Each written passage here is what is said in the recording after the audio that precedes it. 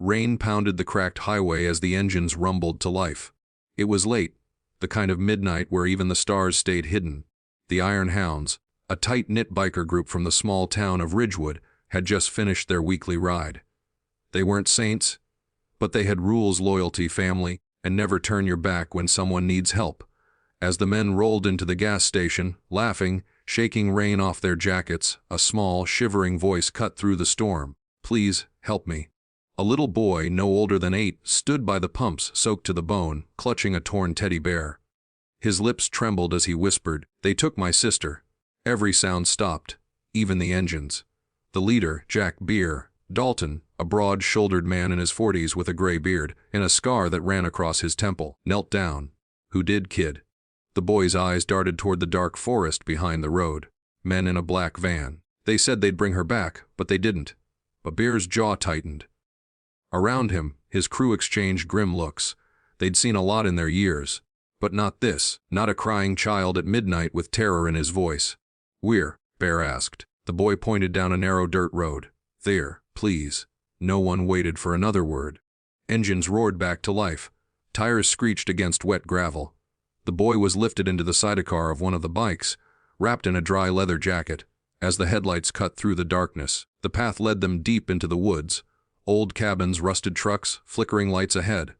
Bear raised his hand.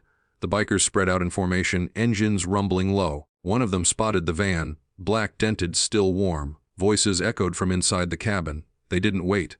With one loud rev, they surrounded the place. Boots hit the ground. The door burst open. Inside, 2 men froze mid-motion, startled, one holding a phone, the other pacing. In the corner, a little girl with tangled hair sat on the floor, wide-eyed, clutching a blanket. Bear's voice thundered, "Step away from her." The men didn't. One reached for something under the table. That was their last mistake. The bikers moved like a storm. One kicked the table aside, another yanked the man down, the phone crashing to the ground. Within seconds, both were pinned, faces pressed into the dirt. The girl ran straight into her brother's arms. He held her tightly, sobbing, whispering, "I told you I'd find you." Bear stood back, breathing hard, rain dripping from his jacket, watching the two hold each other. His crew, the roughest men in town, suddenly looked very quiet. Minutes later, flashing red and blue lights approached.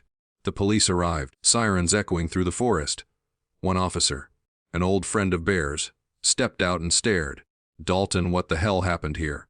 Bear shrugged. "Kid asked for help." The officer looked at the crying children, then back at the bikers. "You're gonna have to give statements." "Yeah," Bear said, lighting a cigarette under the rain. "But first, they get warm." He nodded to his crew, who wrapped the siblings in jackets and led them toward the bikes.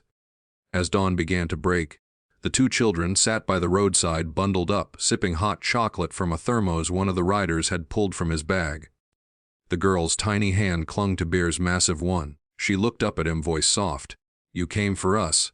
Bear smiled faintly. "Kid, that's what family does, even when you don't know their names." The engine started again, rumbling like distant thunder. The sky began to lighten over Ridgewood.